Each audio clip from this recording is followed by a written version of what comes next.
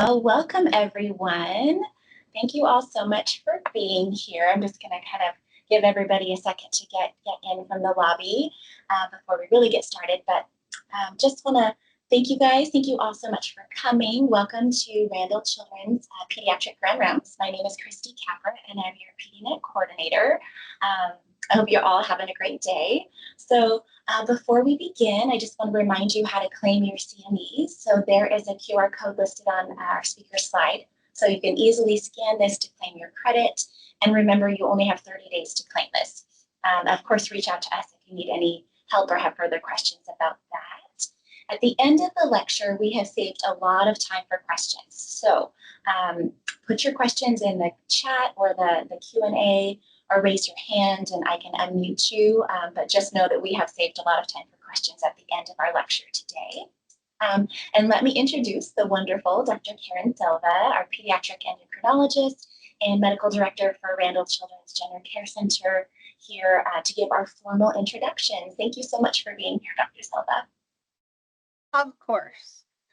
Today I have the pleasure of introducing my colleague, John McQueston. Dr. McQueston is a pediatric pulmonologist who's been on the staff at Randall Children's since 2005. If you've ever interacted with John, you will appreciate his calm demeanor and his ability to give an analogy related to the issue at hand. He has great clinical acumen and a very logical approach to patients, clinical flows, and proceedings. Prior to his time here at Randall, Dr. McQueston was on active duty in the U.S. Navy and learned firsthand about the unpredictability and severity of asthma after failing to prevent the sudden death of a young mother with 3 small children while working as a general medical officer at a remote duty station. Often in the right place at the right time, this led to choosing a career path in pediatric pulmonology and applying what he learned to a series of asthma quality improvement efforts throughout his career. Always one to focus on the practical, his talk today involves an overlooked but crucial item in preventing severe unexpected attacks, the Asthma Action Plan. His other unexpected blessing is to have 4 granddaughters who live in Paris who are trying to teach him French. Please welcome Dr. John McQueston. Well, thank you, everyone. It's a pleasure to have you today, and I'll get started.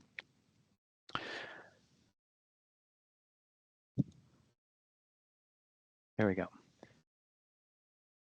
A brief disclosure, which is I have no disclosures. And our objectives today are simple. I'm going to try to point out some of the limitations of current asthma action plans, which you may already be painfully aware of. And then I think the most important thing I can do is try to help you identify the key elements that would help you provide the kind of asthma action plan that you would like to have for your clinic or your populations. Now, I'm just going to share with you what I share with families that come to see me.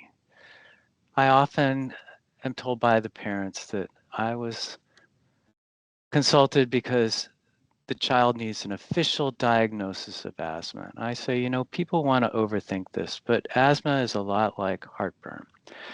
So if you eat a big spicy meal and you have chest pain and it gets better with Prilosec, you don't go running off to the gastroenterologist for an endoscopy. You usually just go back to the drugstore and get more Prilosec.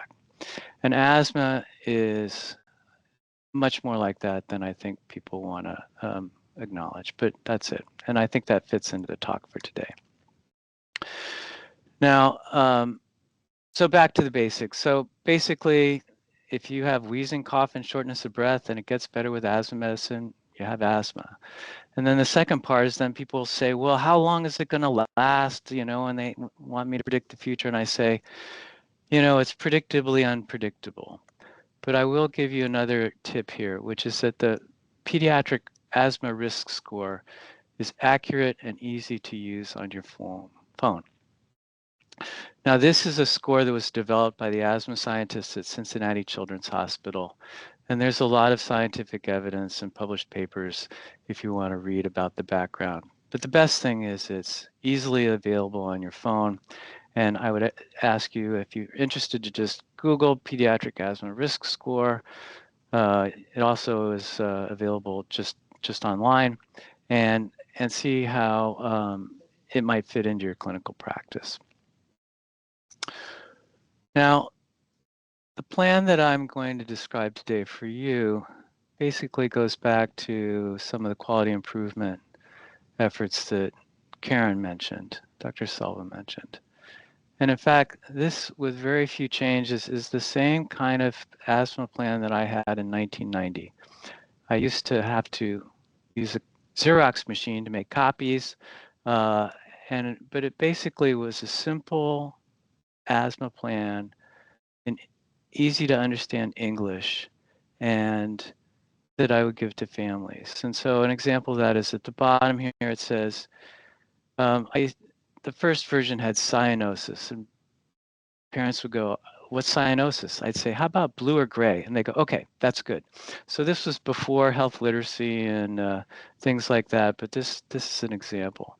Now I've highlighted the key steps, and I'll go over some of this in more detail, but basically you will see that there are 4 distinct steps that are a progression, and it's literally black and white. So basically your controller therapy, and we'll talk briefly about Symbicort. Then I routinely prescribe Duoneb for my patients that have nebulizers. We'll talk about that. And then the third step is to start oral steroids. And I think this is crucial. And I think that it's the central reason why the children that we follow in the clinic don't need to go to the emergency room very often, because if there's a delay in obtaining the prednisolone and if there's discomfort about using it, then you've kind of lost the game, if you will. And then I think it's important too to kind of define in certain terms when you need to go to the emergency room or when you need to call 911, because the plan, you've kind of executed the plan as best you can. Now, if there's one thing that I want to say for emphasis, is that it has to be super easy. And so basically, as you can see in this slide, it may seem familiar, but this is an epic screenshot, and that my speed buttons in the follow-up patient instructions have 3 different asthma action plans. All right, one's a short action plan, one's a severe action plan, and one's a Duoneb-based plan. And so, and number 7 is not highlighted, but that's the budesonide plan for infants that are on nebulized budesonide, but I don't use that one very much anymore. But the whole point is that with a click of a button, I can choose between 4 different already semi-personalized asthma action plans and put it in the after visit summary without generating another page, without needing a color printer. And the other advantage to this, and I'm not sure if I mentioned it later, but because this is a plain text box, I tell patients that have an interpreter, I say, I'm sorry, this is in English, but you can use your cell phone and translate it. And they go, yeah, I do that all the time. So it doesn't really matter. It covers all the bases, and it's just the click of a button, literally. Now, we'll talk a little bit more about this, but this is what I think as far as who needs an asthma action plan. Well, it's pretty much everyone that comes to see me. In fact, it is like 98% of the people that come to see me for asthma. If they've been admitted to the hospital, they need one. If they've been to the clinic 3 times for a flare, you know, they need one. Anything between those 2 goalposts. And then I will tell you that once you learn to do this quickly and feel comfortable delivering these plans quickly, the parents will find them very valuable. So the whole point is keep it simple. Now, I held off for a long time trying to tackle this big problem. And then I finally one day, kind of in the COVID era, I said, it's time. Now, why did I say it was time? Well, one of the reasons was I was kind of waiting for someone else to do it. And it didn't happen. Okay, but as I started to look into it, okay, there's controversy about whether or not a written plan is helpful. Second thing is, as you all probably know, it's annoying to complete these plans, and everybody's got a different plan. You know, it's just mind-boggling. And I looked as I was getting ready to do this talk for one of the references that I thought was germane. I just couldn't find it, but basically somewhere in Great Britain, they convened a Saturday morning session to teach the primary care doctors about how to do the action plans. So they spent all Saturday morning showing people how to do this, and then they did a follow-up survey, and the folks said, we still can't do it. It's still complicated. And then I'll also kind of go over, well, maybe we're missing something. We'll talk about that. And then MART therapy, for those of you not familiar with the acronym, that's maintenance and reliever therapy with Symbicort or Dulera, and whether we need the fourth step or not. So I'll go through these in the slides that follow. Now, I start here with a quote in a publication. This is an allergy publication, and I know of John Kelso. He was in the Navy in the same era that I was, and he's an allergist, and he is a very good allergist. He left the Navy and worked for Kaiser, and he was on the Speakers Bureau for the American for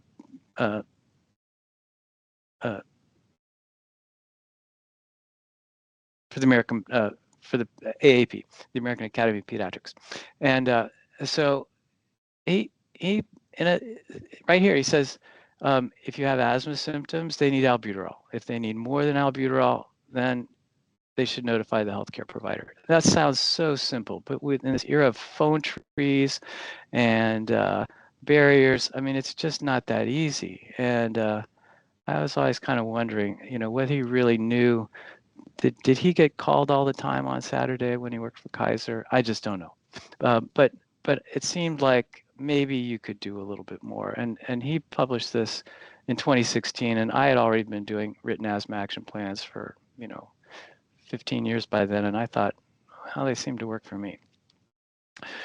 Now, here's a very well-written article, and these folks up here are heavy hitters. These are serious people, serious pediatric pulmonologists and academic programs. This is from Cornell, and they basically said that, well, our results suggest that maybe you don't need to have a written plan. It doesn't have any benefit over just the education that we give in clinic alone. And I'll just be very brief and say they basically, you know, took the charts in the asthma clinic, and half the charts they randomly stuck the form in the chart, and the other half they didn't. Okay, and then the providers in the clinic were supposed to fill out the form if they had it in the chart, and then they went back and audited the results. But maybe it didn't really help. So maybe there was something about what was written in the plan that wasn't enough. Something was left out. And again, I note here, this is from 2015. This is kind of prior to the era of maintenance and reliever therapy agent, you know, widespread use of inhalers that have two ingredients. Now, these folks here at the bottom, okay, and I think they're from Italy. I don't recall exactly, but they did a lovely job of saying, well, let's just kind of break down these plans. And by this time here, we now have plans that are basically published or promulgated by the national societies. All right, so this is the AAAI in the United States, okay. This is the NIH one. There's one from New Zealand here, okay. And so these are, and I'll show you some examples later on, but basically they said, okay, let's do a little word cloud analysis. And I really like this. They say, okay, green, reliever, that's good. I like that. ER, sounds like a good idea. Oh, here's one with epi. Call the doctor. John Kelso would say that's a good idea. I would endorse that, don't get me wrong. This one, stay calm. We'll touch on that a little bit. Get help. And I think this is really helpful to kind of say, look, even at an international level, there's some spread on what gets put in the plans. So that's a starting point for you all to kind of decide what you want to put in your plan. And then don't focus on every word here. I've kind of highlighted in yellow again the things that I think are important. This is from the same set of authors. All right, they're written instructions, they're printed, they're personalized, they're practical, they're eye-catching. I'll tell you right now, mine is not. Although I did bold some of the things, okay, in case people were paying attention. And there's the 3-zone traffic light scheme. Okay, now I used to live in Italy. We mentioned that earlier. Now in Italy, the yellow light goes on both ways. So as before it turns green and as it's going to turn red. So it's the Italians love it. Everybody thinks yellow is when you go. So this kind of is a tongue-in-cheek way of pointing out that the yellow zone is delicate, complex, and something that people struggle with. So when do you enter the intersection on a yellow light in Italy? It's entertaining. Get your attention. Okay, we talked about getting help, calling an ambulance, stay calm, and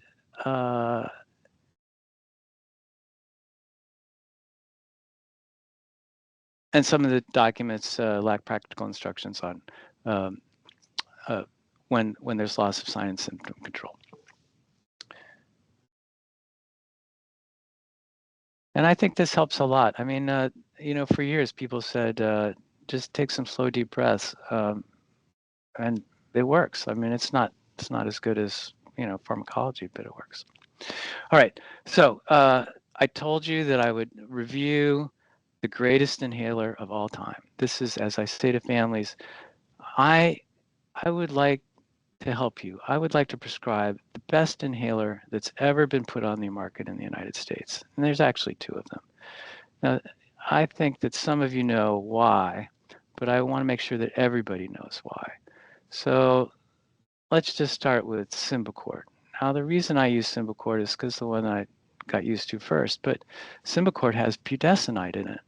Now, budesonide. Now, I remember budesonide coming on the market in the 1990s as a nebulizer solution, and that's because it's water soluble. There's some interesting pharmacology that goes along with that I won't get into, but you know, if you're interested. Now, budesonide, therefore, is safe for infants, and so I say to parents, look, the inhaler I'm giving you started out as a nebulizer solution for infants. That should tell you that it's safe.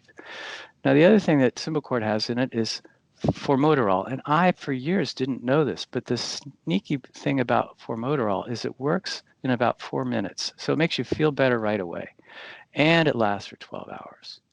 So what could be better? Humans want medicine that makes them feel better, and you want it to last for 12 hours if you're a human and you want to sleep at night. Now, Dulera is basically, this is kind of a Coke and Pepsi comparison. Dulera, it has mometasone instead of budesonide, but it has the key bronchodilator ingredient. And the point here to be made here is, I think every insurance plan that I deal with here in Oregon or Washington will cover one of these, with very rare exceptions. And it's usually a copay issue, but all the state plans will cover one of these. And the vast majority go with Symbicort. So if you just want to hit the easy button, the Symbicort, which also comes as a generic, is an easy choice. Don't overthink it. And in fact, if you next time you get to see a Brena inhaler in person, you'll see that the Symbicort and the Brena inhalers are identical.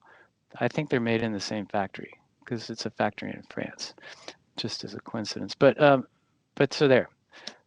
So if you're interested in having an action plan that has the best inhaler, then use the best inhaler. Makes your life easy. Now, as I said earlier, I was waiting for the Global Initiative for Asthma folks to come out with their recommendations for a plan. They said that they would do it in some correspondence from their society, but it never happened. But in one of their publications, they do have some helpful information that I'll review briefly here. And this is, if you're going to make a change in medication, what is evidence-based? So if you're going to make a change in medication based on an asthma action plan. All right, so basically there's good evidence that you can increase your usual controller, whether that be inhaled corticosteroid formoterol, what we just talked about, okay, whether it's inhaled corticosteroid with a short-acting bronchodilator that's on the market. It's not one that I give a lot of emphasis to, mainly because it's more expensive, ironically. Okay, and then maintenance, the rest of the options. But basically, just to go along with the main thought of the presentation today, which is keep it simple. All right, there's a level of evidence for increasing your Symbicort/Dulera. All right, now there's also evidence to add steroids. Okay, all right, add steroids for a severe exacerbation or patient not responding to treatment in 48 hours. And I would say that that's consistent with what I found out from my clinical practice over the last several decades. Now, what's not evidence-based, okay, is how much. All right, but here it is. Wait for it. You're not gonna, it's hard to find, but adults, 1 milligram per kilogram per day to a maximum of 50. All right, you know, you don't have to be heavy-handed. You have to start soon, right? Start promptly, but don't be heavy-handed. And then here, this is 1 to 2 milligrams per kilogram per day. Now, I will tell you that, again, just by coincidence, all right, if you use the 15 milligram for 5 cc prednisolone suspension and you use 5 mLs, nice round number, that's the sweet spot for most infants and small children, okay?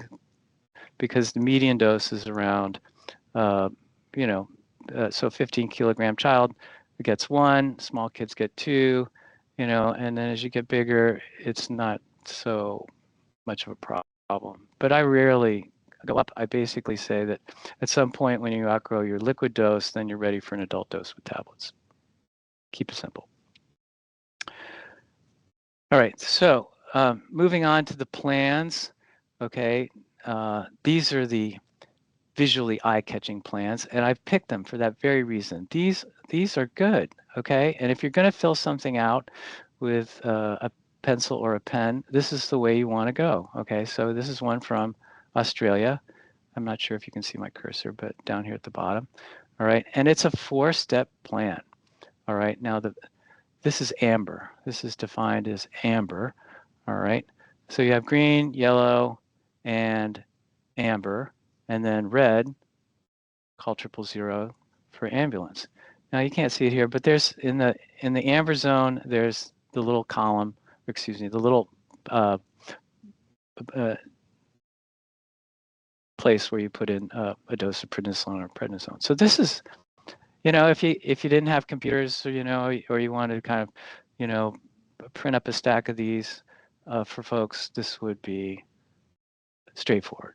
Now, I think the next one. Okay, now I think this is, people overthought it. Okay, all right. There's no amber zone. Okay, that's an omission. There's too many little clicky boxes to click. It's little tiny print. Okay, and I had to kind of pull this out so you could see it. You probably can't, but it's the school part. So, insider tip. Asthma action plans don't play well with school. So what do? This is what I do. I tell families, look, the people at school, they're there to teach school, to administer the school. If your child suddenly gets into trouble, they want to help. So you give them a backup albuterol inhaler. But they're not, the folks at school are not in the business of doing the whole asthma action plan. And the inhaler at school is just so that you can say, great, give them 2 puffs and I'll come pick my kid up. That's what I want you to do. Because if you're using your child's inhaler regimen properly, events at school should be a rare event. And that's true. I mean, when I get the call that my child's having trouble in school, they get a follow-up appointment, next available video visit, because that's an issue. All right, here's another one. This is from New Zealand. And I point this out. One of the advantages to paper is it has 2 sides. Okay, so this is the front side and the back side. And so this is the column here with the children. This would be, it's a trifold. All right, and then this is filler. Okay, you got a little free advertisement on how to use your spacer, free advertisement on how to wash your spacer. That's debatable about how often you need to do that, but anyway, so that's the cover side, and then on this side, here it is. Okay, again, this is even easier to fill out. Okay, and it has the 4 steps: amber, okay, emergency, has symptoms, has a little pictogram. This is key. This is kind of the new hip thing to do. So these folks in New Zealand have kind of thought this through. And then it says, this is the color of my inhaler.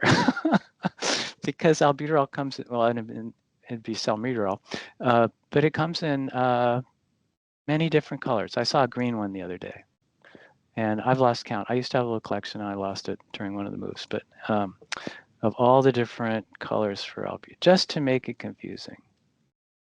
All right, and then here's another one. This is a separate handout, again, from New Zealand, and you can't see it very well, but in the bottom, there's this little decoder sheet so that you can just decide whether you have a reliever inhaler. And so Symbicort is included as a reliever inhaler. Well done. There's Duo Resp, okay, which is like Duoneb. Okay, Bricanel, ooh, that's kind of old-fashioned, but that's in the mix. And then it has, again, pictograms and a sequence of events that you're supposed to do to help your child through their attack. And I point out this one because it has a little pictogram of someone saying, okay, sit down, sit up, be calm, and stay with them. Okay, someone else has to go call 911. Okay.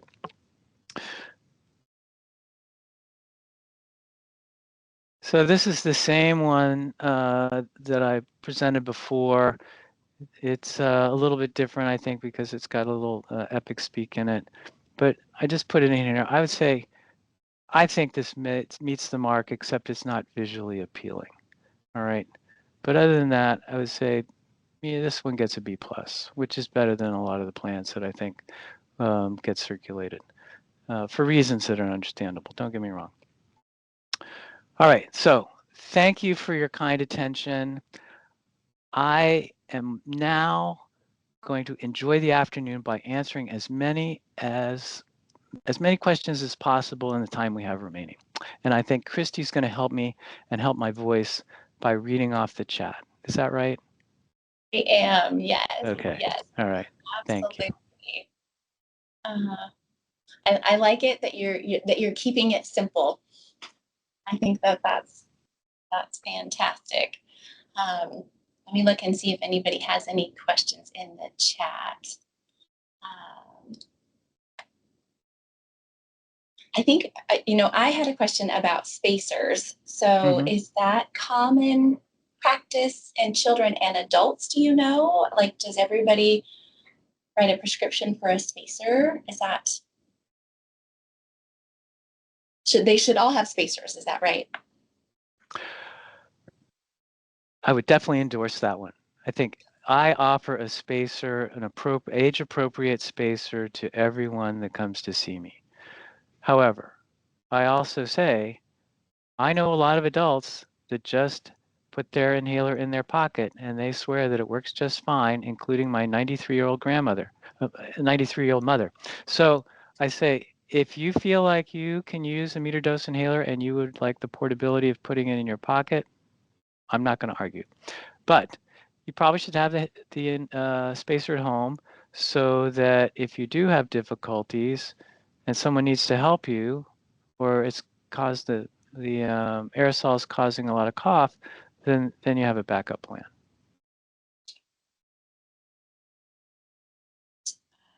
Thank you for that. Okay, so let's see here. Courtney has a question. I'm a school nurse supervisor. There are many kids that come into the health room to use their inhalers regularly. How do we best support parents who are not going to want to come pick up their students after 2 puffs? Great question, Courtney.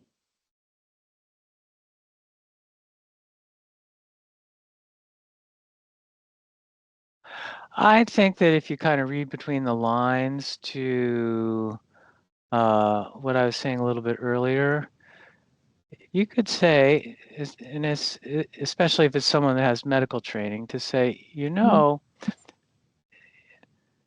it's kind of creepy to go to the school office all the time.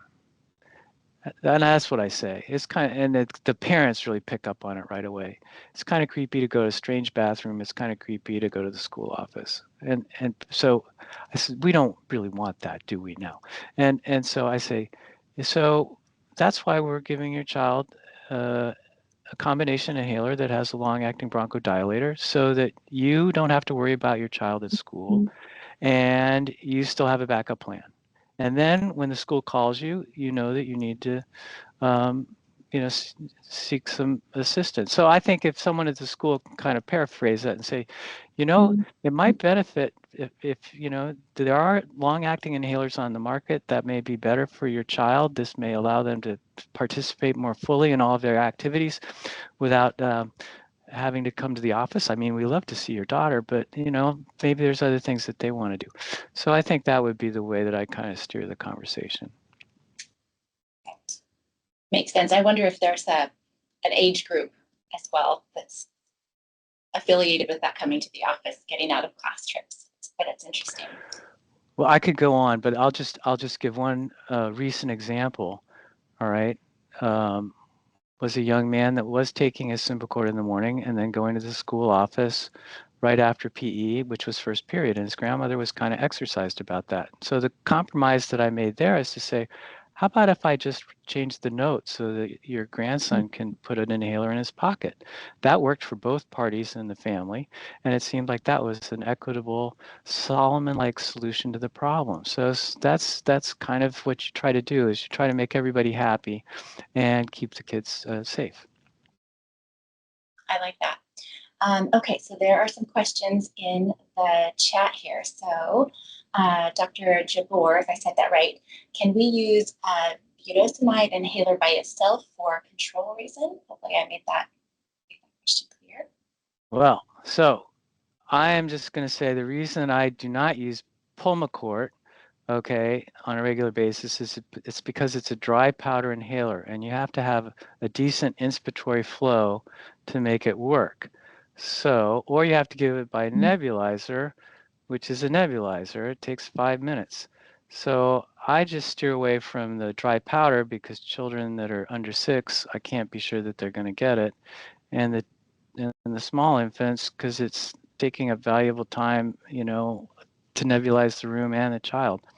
So you can. Don't get me wrong. I mean, the budesonide is a wonder drug. And if you feel comfortable that you have the right situation to use budesonide for one of your patients, I would say, sure. They need an inhaled steroid in some shape or form. Sherry Sweeney is asking, is prednisone or dexamethasone more superior than the other? It's Coke versus Pepsi, okay? And so prednisolone and prednisone are short-acting and flexible. And this is important because then I tell the family, look, if you're not quite sure, give the first dose of prednisolone. If your child's better 6 hours later, it was a false alarm, okay, no big deal. It was one dose. But if it was really that you called it right away, you'll be glad that you did it. Now, dexamethasone lasts for 48 hours. All right, so if you're going to dose it that way, then you have to know that you should use a daily or maybe even every other day dosing regimen. And it was studied in the emergency department. So those nice people that work in the emergency room want to be able to give someone a medication on Friday night and know that it's going to last until they can see their PCP on Monday morning. So it depends the situation that you're in. But in the supply chain issue, again, to keep it simple, you can get prednisone tablets anywhere, anytime, okay, basically. I know that if I call the pharmacy in Prineville, Oregon, they're probably going to have prednisone tablets on the shelf. Not the ones that I want, but it's there. Okay, so if you're looking for kind of one size fits all, then stick to prednisone. The dexamethasone, it's a lot more supply chain dependent. But if you feel comfortable with that, and it's your action plan. And this is a good time for me to say this. It has to be not just the patient's asthma action plan, but the provider's asthma action plan. You should steer it to what you like to do and say, this I know works. This is why I'm recommending it. Okay. Great. Thank you for that. Okay. Sure. Carrie says, what is your threshold for prescribing home rescue oral steroids?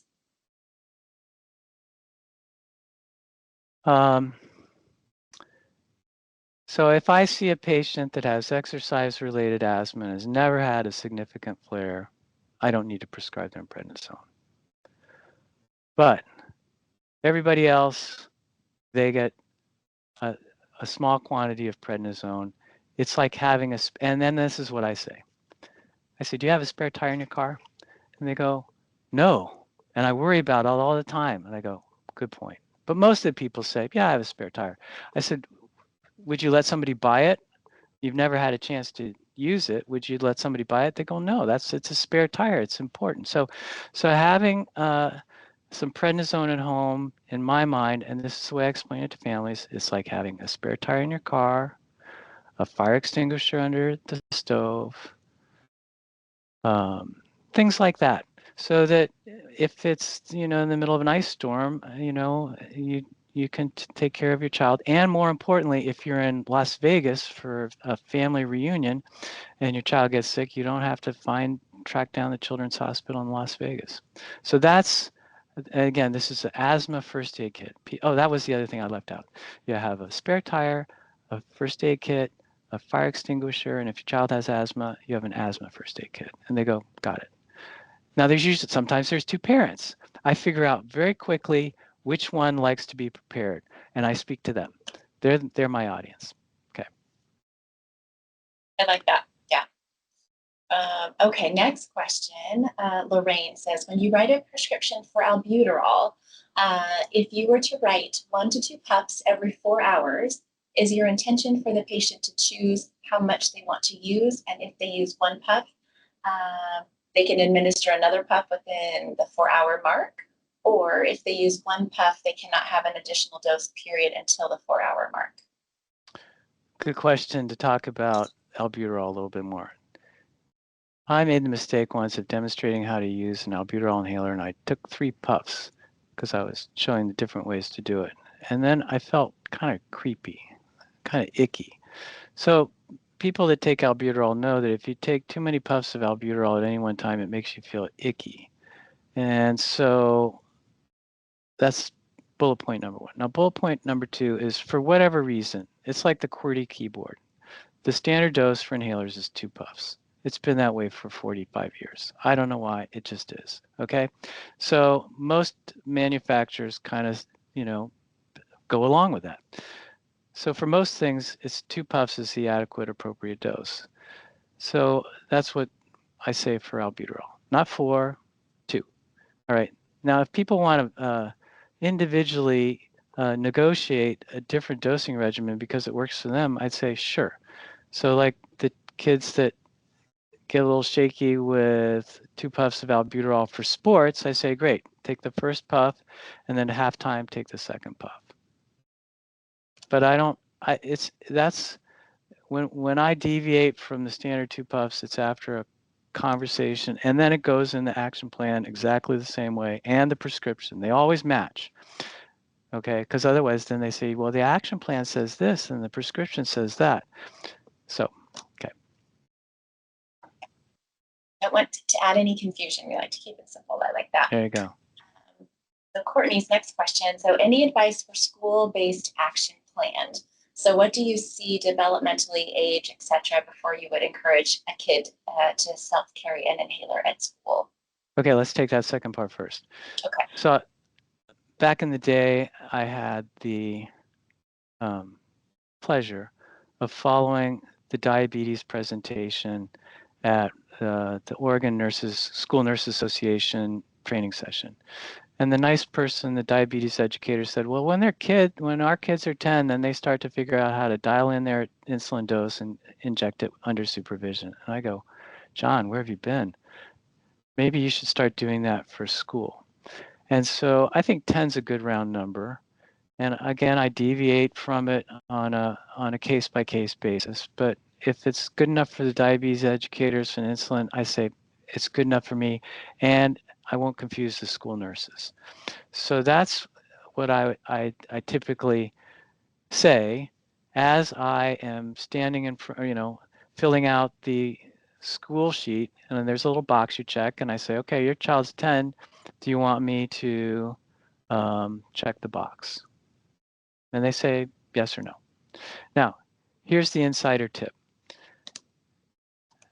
I finally figured it out, okay? How to get 2 inhalers at one time without causing all sorts of like drama. Insurance company drama is what I'm talking about.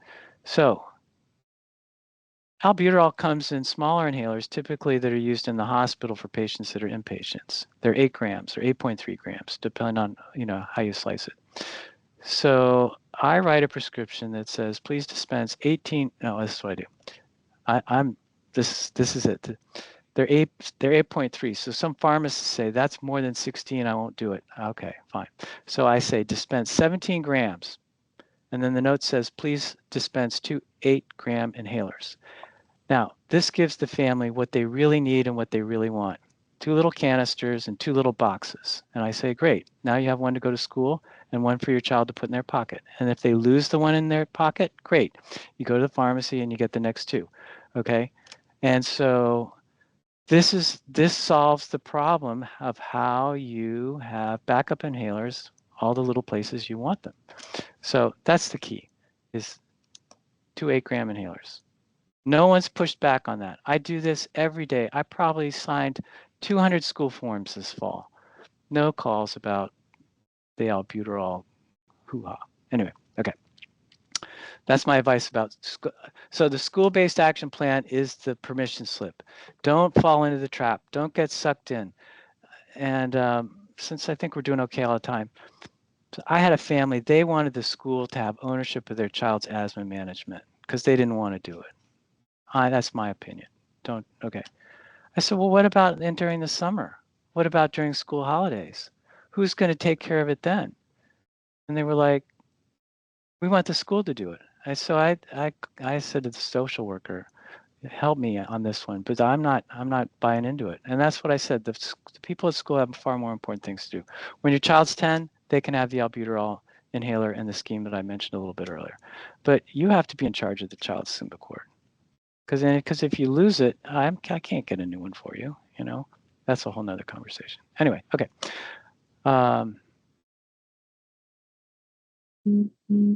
Okay, so that was from Courtney. So looks like all of verse questions. So I'm also a school nurse, and we have many students whose parents have reported that they have asthma, but they do not take daily steroids or maintenance inhalers, and they only use their rescue inhaler occasionally for exercise, smoke, viral illnesses, etc.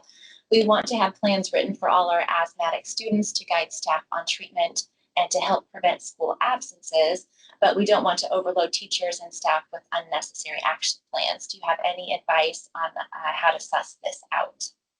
Great Oh, question. yeah. Don't get sucked into the trap. I've already made some comments that I won't repeat, but your school, the principal and administration needs to say, look, we expect parents to be in charge of their child's health care. We will help in these situations. I think the simple albuterol permission slip is as far as I think is what I would want what I think is appropriate. But it's up to school administration. Now, having said that, then you say, does a child really have asthma? And so then you, excuse me, like this.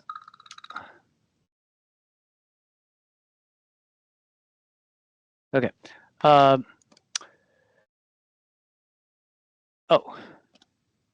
So the first thing is maybe the kid doesn't have asthma anymore. So you should give the family an out and say, please just, if you don't think your child has asthma anymore, we just could use a little, very short missive from the doctor saying that they don't have asthma anymore. And I do that. That's part of my overall, continuity management for asthma patients. I say, you come back and see me when you say you haven't had any asthma attacks in 2 years. I will sign a note saying that you don't have asthma anymore. And that way, if you want to be an astronaut when you grow up, we know when you stopped having asthma. And parents like that. Everybody likes that. So that's one part of it. So now preventing school absences and overloading school staff. That gets back to, you should go see your doctor, and maybe your child needs a controller that they can take it home in the morning that will last them all day. And after school for after school sports. These things exist. You don't have to say this, but you've heard it from an expert that every state administrated health plan in Oregon and in Washington will cover one of these inhalers. Right. I like that. Let's see here. So Juliana Crane responded to Sherry's comment about the prednisone or dexamethasone, which one was more superior. And Juliana says, superiority is not the case here. Potency differs with dexamethasone is more potent and longer half-life. Dr. McQueston will jump in to add on here too, I'm sure. So. Yeah, I mean, Thanks, I think that's kind of the key thing is 1 milligram of dexamethasone is approximately 6.2 milligrams of prednisone. So, but it lasts 48 hours. So I think you just need to pick one and stick with it. Or if you're like me, you would pick two. You like two, fine. Create 2 different asthma action plans, you know, on your speed buttons. So, and just say, just like I said, I have a nebulizer based plan. Okay, it doesn't have prednisone tablets on it. Okay, so just pick the plan you want, and then use the one that you need. Yeah. I like that. Hannah, hi Hannah. So she says, when do you recommend PFTs, so pulmonary function tests in children? Who does not need PFTs besides young children? All right, Hannah. Well, thank you for asking this question because it allows me to make a public service announcement. So back in the day, back when I was doing these quality improvement programs, I had my own little laptop computer specially purchased for me that I would take to my outreach clinics, and I would do the pulmonary function tests myself. And I learned a lot by doing that.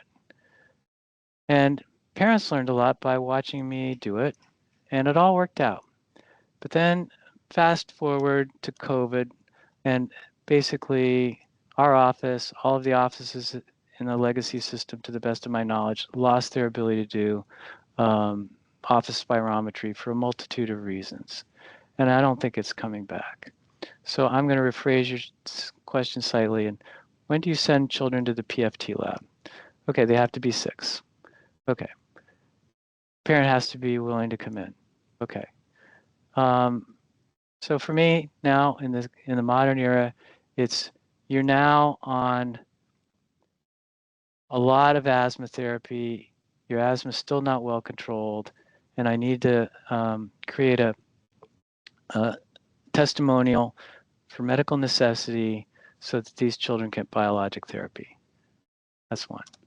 Or parents really aren't sure whether it's asthma or not, like the kids that have exercise-induced asthma. But basically, and again, the end of the public service announcement is the pulmonary function lab will accept referrals from outside practices. So if you have a teenager and you're not quite sure whether they have asthma or something masquerading as asthma, sure. If you have a child that's difficult to control, sure. And the kids that are difficult to control, sometimes they're not difficult to control. Sometimes they're overperceivers. But that's typically the case. But I would say the vast majority of patients that I see in my clinic, my referral clinic, do just great on an intermittent dosing regimen of Symbicort or Dulera. And I just have stopped losing sleep about the fact that I don't have a set of PFTs. Now there's one more. There's one more. Okay, so and again, Hannah, I want to thank you for allowing me the opportunity to steer off course, but this is good. So back in the day, one of my first outreach projects was to a cluster of children who were having trouble with their asthma. And they lived in a county near Andrews Air Force Base that had been historically a redlined district for real estate. And so I was seeing a lot of Afro-American kids who were military kids. And these were successful parents. They were like the steward on Air Force One, and they were pilots, and they worked on the flight line. And the kids had a lot of asthma. So I learned a lot about, social determinants of health and racial bias long before the term existed. I just knew, yeah, I'd seen that. Okay, so what does this have to do with PFTs? Well, now we're in an age where my organization is saying we should rethink all of the predicteds. Maybe these are not the appropriate predicteds.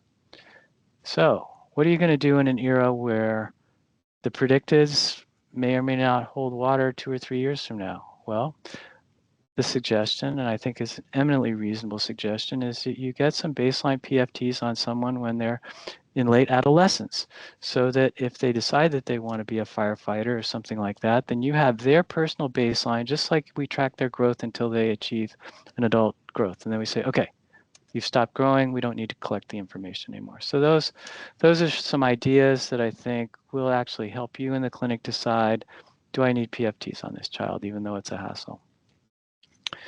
Okay. I think that answers the question for her there. So let's see here. Next question is from Molly. So she says, do you prescribe albuterol if on SMART therapy or only use Symbicort?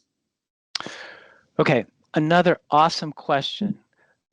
So SMART therapy, for those who are not familiar with the acronym, that's Symbicort Maintenance and Reliever Therapy. Now in Europe, this is easy to do because you can say up to 10 puffs daily and the pharmacy will fill the prescription. If you try to give someone 10 puffs of Symbicort here in the United States, you get a call, and it's not a pleasant call, about how the pharmacy won't fill the prescription. So that's part one. So 1B, so if you have a child that's on Symbicort 2 puffs twice a day every day, and if they stop, their cough comes back, this isn't going to work. Now, if you have someone that only has symptoms, 1 week a year, then you say, get another Symbicort inhaler, and then we'll talk about SMART therapy. So you can do it. You just have to be sneaky about it. All right. Now, albuterol also mixes and matches well with Symbicort for kids who play sports. So this is another reason to mix. All right. So I would say in my practice, I mix a lot of albuterol with Symbicort, 2 puffs twice a day as needed. And that's kind of that's probably 80 or 90% of the kids. Kids that play basketball after school, they need albuterol after school, and they still take their Symbicort at bedtime so they don't cough all night. All right. And the kids who need an emergency inhaler at school or preschool or Head Start so that they can get in the door, they get maintenance Symbicort on a flexible schedule and a backup albuterol for the aforementioned reasons. So I do that all the time. Okay. Okay, Courtney has another question. Okay, give me a second, I'll read it. Okay. Can you speak more about kids outgrowing asthma? You spoke to this a little bit ago, about 2 years without needing an inhaler. So if a kid at school had asthma, and when the RN calls to case manage, the family reports that the kid has outgrown it, is that something the school RN wants to continue to case manage, or should we remove the student from our caseload at that point? I think I'm scared from days in the hospital where someone who had surgery but thought they had outgrown asthma had bad times with intubation and ventilation, and then providers were upset about not knowing about the asthma history. Okay, another excellent, insightful case vignette question. All right, so, and when the RN from the school calls to case manage, the family reports the kid has outgrown it, Is that something that the school aren't? I don't think that, I think, again, this is kind of for school administration, but I think my very capable registered nurse would say, but Dr. McQueston, you need to put something in the chart before we just say that the child has, quote, outgrown, end quote, their asthma. Now, I think this is a cause for confusion. So I say, a lot of people say you outgrow your asthma. I say you outgrow your shoes as you get bigger, but you don't outgrow your asthma. It's not automatic, okay? Asthma is predictably unpredictable, and it often goes into spontaneous remission. That's why I have them come back so that I can convince myself that they have indeed gone into spontaneous remission to the point that they aren't going to be at risk of having a adverse anesthetic event, okay, that they won't be readmitted to the hospital. And 2 years, we don't have time to really get into the weeds about why 2 years, but basically, one important factor which you should know about is that if you've been admitted to the hospital with status asthmaticus, your risk of having another admission after that is sky high. That's a scientific term. And it doesn't go back to the average for someone with whatever the kind of asthma was at the time for about 2 years, exactly 24 months. Okay. And I know this because I've been burned. And once you're burned, you're twice shy. Okay. I can remember the time I said to a family, they go, but it's been 23 months. Can we stop now? And I said, okay. And then bam. All right. So, because it's seasonal but it's predictably unpredictable. But I think, again, this is a conversation where you say, sure, we'd like to cross that off the chart. We just need a short paragraph from a licensed provider, and we happily do that. Yeah. Just like we prescribe, okay, just like those of us who prescribe, we have to have a little box with a little prescription on it in order to get the albuterol inhaler to school. So I don't think it's that much of a problem to say we should be doing the same to say, no, they don't. They are, they're medically cleared. But that's me. Yeah. And you asked. Definitely. That was good questions going on there. Let me just double check over on the Q&A side. I don't see any more over there. I think, if there's one thing you would tell people, like one big takeaway from, today's lecture, what would that be? Keep it simple. Well, there's one more. Allergist, if you have reimbursement for this precludes us from doing it at our institution. I think that there's a place, but it's not well. I think for a specialist using it to guide specialized decision making, that's fine. But I don't think that I'm ready to say that it's something that everybody needs to do on an ongoing basis. Okay. So the last word.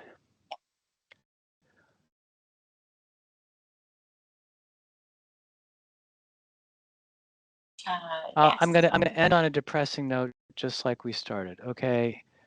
When this young woman with 3 small children died overseas, it threw the entire American community into turmoil. Okay, and I wasn't in a position to say anything remotely like, "So, see, I told you so," even though I kind of had been encouraging the administration to get this family back to the United States as soon as possible. Actually, but it was bureaucracy. It was the Italian. The smallest child was a baby and didn't have a passport. Okay, so I mean it was just, it threw the whole community into turmoil, and it caused the community to be a lot more focused on preventing asthma. All right, and I don't want you to have the same similar experience where someone has an arrest, or where this family has kind of PTSD from a bad asthma episode. So just like those of you, and I know a lot of you, I'm pretty sure you have a spare tire in your car. You have a first aid kit, maybe some Band-Aids in a drawer. You kind of have a plan for what happens when something on the stove catches on fire. Okay, that's what I want you to do for your patients with asthma. And if you kind of answer that question yourself and say, yeah, and I know that it's kind of overkill, but that's, well, overkill's a poor choice of words, but I know it's maybe overly cautious, but that's the way we roll around here. Okay, so that's would be my parting idea about how to manage asthma as an outpatient. And I'm always here to help in that endeavor. And Christy's going to add my email address to the bottom of the chat. Yes, I will add your email address. Yeah. And I appreciate everyone, not only for their kind attention, but their very thoughtful questions.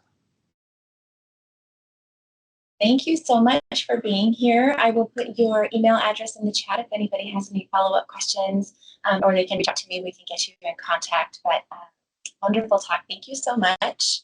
Yeah. Really appreciate you. Yeah. All right. All right, everybody. Thank you for attending our Grand Rounds today. Hopefully we see you next time, and have a great rest of your day.